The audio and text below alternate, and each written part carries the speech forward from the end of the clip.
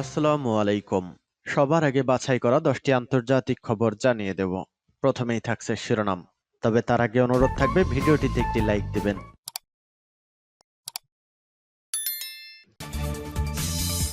দখলদার ইসরায়েলি বাহিনী এবং লেবানন পুরোদমে যুদ্ধ চলছে, জানিয়ে দেব হাতে থাকা সর্বশেষ আপডেট আন্তর্জাতিক সংবাদ। প্রথমেই সংবাদ শিরোনাম। নেতানিয়াহুর চক্রান্ত নিয়ে যে হুঁশিয়ারি দিলেন লেবানিজ স্পিকার। এরপর জানিয়ে দিব কাউকে বেছে নিতে বাধ্য নয় তুরস্ক, বলেছেন এরদোগান। এদিকে পশ্চিম তীরে গোলাগুলিতে 2 ইসরায়েলি নিহত। এরপর জানিয়ে দিব প্রেসিডেন্ট পুতিনকে গ্রেফতারের নির্দেশ আইসিসির। আরও জানিয়ে দিব রাশিয়ার বিভিন্ন অঞ্চলে রাতভর ড্রোন হামলা ইউক্রেনের। সর্বশেষ জানিয়ে দেব 24 ঘন্টায় সেনা কমান্ডার সহ 3 ইসরায়েলি নিহত। এতক্ষণ শুনছিলেন সংবাদ শিরোনাম, এবারে বিস্তারিত। তবে অনুরোধ থাকবে ভিডিওটিতে একটি লাইক করবেন এবং কমেন্ট করে জানিয়ে দিবেন কোন জেলা থেকে আপনি আমাদের এই ভিডিওটি দেখছেন। নেতানিয়াহুর চক্রান্ত নিয়ে যে হুঁশিয়ারি দিলেন লেবানিজ স্পিকার। ইসরায়েলের যুদ্ধবাজ প্রধানমন্ত্রী বেনিয়ামিন নেতানিয়াহুর মধ্যপ্রাচ্যকে বিভক্তির জন্য উঠে পড়ে লেগেছেন বলে মন্তব্য করেছেন লেবাননের পার্লামেন্ট স্পিকার নাবিহ বেরি। তিনি বলেছেন, ইসরায়েলি নেতা এ অঞ্চলকে নরক বানাতে চান। সম্প্রতি অবরুদ্ধ গাজা ও অধিকৃত পশ্চিম তীরে ইসরায়েলি আগ্রাসনের তীব্রতার মধ্যে শনিবার এসব কথা বলেন লেবানিজ স্পিকার। তিনি বলেন, দখলদার ইসরায়েলের চলমান গণহত্যার মধ্যে গাজা উপত্যকায় ফিলিস্তিনিদের প্রতি দৃঢ় সমর্থন দেওয়া অপরিহার্য। নাবিহ বেরি বলেন, বেনিয়ামিন নেতানিয়াহুর নেতৃত্বে ইসরায়েলের চরমপন্থী মন্ত্রিসভা এ অঞ্চলকে টুকরো টুকরো করে এমন পরিস্থিতি তৈরি করতে প্রস্তুত যেখানে ইসরায়েল সবচেয়ে শক্তিশালী সত্তা হিসেবে টিকে থাকবে।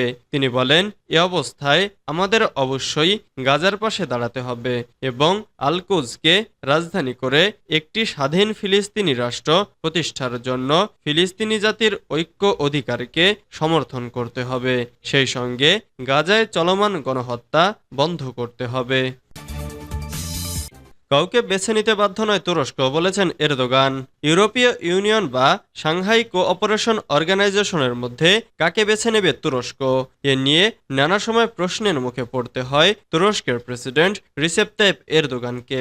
তবে তুরস্ক যে নির্দিষ্ট কাউকে বেছে নিতে বাধ্য নয় তা স্পষ্ট করে জানিয়ে দিয়েছেন তুর্কি প্রেসিডেন্ট। শনিবার ইস্তাম্বুলের নেভাল ওয়ার কলেজ কমেন্সমেন্ট এবং পতাকা হস্তান্তর অনুষ্ঠানে যোগ দিয়ে এসব কথা বলেন এরদোগান। তিনি বলেন, প্রাচ্যের সাথে আমাদের সম্পর্ক জোরদার করার সময় আমরা পশ্চিমের সাথেও আমাদের গভীরমূল সহযোগিতাকে এগিয়ে নেওয়ার উপায় খুঁজছি। এই সংস্থাগুলোর সাথে আমাদের সম্পর্ক গড়ে তুলতে হবে জয়ের ভিত্তিতে। নিজেদের অধিকার ও সাইপ্রিয়টকের অধিকার লঙ্ঘনের বিষয়েও জোর দিয়েছেন এরদোগান। বলেন, আমাদের এবং যাদের সাথে আমরা একসাথে বসবাস করছি তাদের মধ্যে সীমানা রয়েছে। শতাব্দী আগে সেটা ছিল, মানে এই নয় যে আমরা আমাদের হৃদয়ের ভূগোলকে বিচ্ছিন্ন করে যাব। পশ্চিম তীরে গোলাগুলিতে 2 ইসরায়েলি নিহত। পশ্চিম তীরের হেব্রনে এক চেকপোস্টে গোলাগুলিতে অন্তত 2 জন ইসরায়েলি নিরাপত্তারক্ষী নিহত হয়েছে। এছাড়া এতে আরেকজন আহত হয়েছে।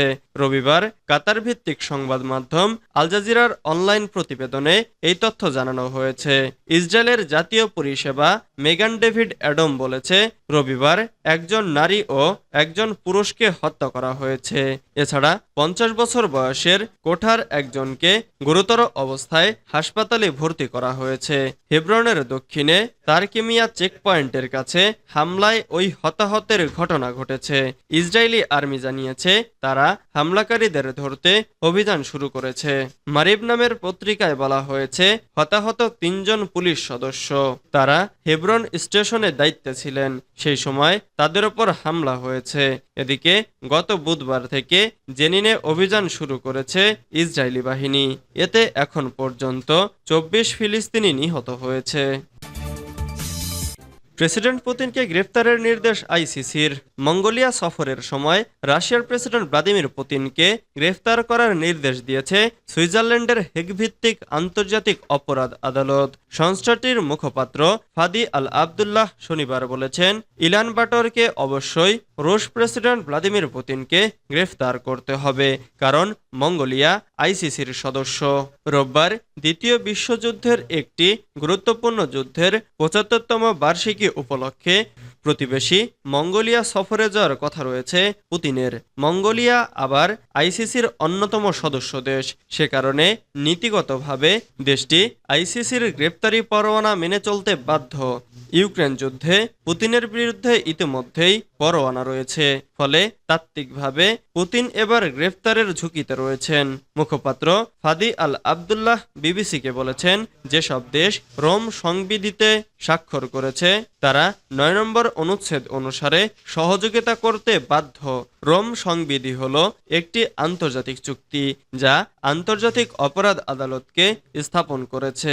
২০০২ সালে মঙ্গোলিয়া এ সংবিধি অনুমোদন করে। রাশিয়ার বিভিন্ন অঞ্চলে রাতভর ড্রোন হামলা ইউক্রেনের।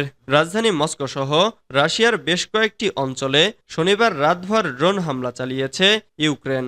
ব্রিটিশ সংবাদ মাধ্যম রয়টার্সের এক প্রতিবেদনে এ তথ্য জানানো হয়েছে।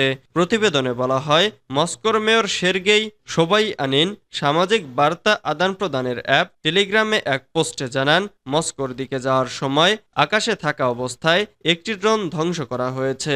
রাশিয়ার দক্ষিণ পশ্চিমাঞ্চলের ব্রায়ানস্কের সীমান্তবর্তী এলাকায় ইউক্রেনের ছোড়া কমপক্ষে ১২টি ড্রোন ধ্বংস করা হয়েছে। ওই অঞ্চলের গভর্নর আলেকজান্ডার বোগোমাজ টেলিগ্রামে বিষয়টি জানিয়েছেন। তুরস্ক অঞ্চলের ভারপ্রাপ্ত গভর্নর আলেক্সি সমিরনভ টেলিগ্রামে আরও জানান, চালকবিহীন ২টি ড্রোন ভূপাতিত করা হয়েছে। এ অঞ্চলের আংশিক ইউক্রেনের দখলে। কর্মকর্তারা বলছেন, প্রাথমিক তথ্য অনুসারে ড্রোন হামলায় কোনো হতাহতের বা ক্ষয়ক্ষতির ঘটনা ঘটেনি। ২৪ ঘন্টায় সেনা কমান্ডার সহ ৩ ইসরায়েলি নিহত। অধিকৃত পশ্চিম তীরের দক্ষিণের শহর আল খলিলে হামাসের অভিযানে ২ ইহুদি দখলদার নিহত এবং অপর একজন গুরুতর আহত হয়েছেন। রোববার সকালে হেব্রনের উত্তরে তারকুমিয়া চেকপয়েন্টের কাছে এ ঘটনা ঘটে। ইসরায়েলি সূত্রের বরাত দিয়ে মেহের নিউজ এজেন্সি জানিয়েছে, রোববার সকালে হেব্রনের উত্তরে তারকুমিয়া চেকপয়েন্টের কাছে ৩৫ নম্বর রুটে একটি গাড়িকে লক্ষ্য করে বন্দুক হামলায় ২ ইসরায়েলি নিহত এবং অপর একজন গুরুতর আহত হয়েছে। ইসরায়েলের ইয়েনেট নিউজ জানিয়েছে, একটি পাসিং গাড়ি থেকে বন্দুকের ওই গোলাগুলি হয়েছে বলে ধারণা করা হচ্ছে। এর আগে শনিবার অধিকৃত পশ্চিম তীর জুড়ে ইসরায়েলি বাহিনীর চালানো ৪ দিনব্যাপী মারাত্মক অভিযানের সময় হামাসের সঙ্গে সংঘর্ষে এক ইসরায়েলি সামরিক কমান্ডার নিহত হন।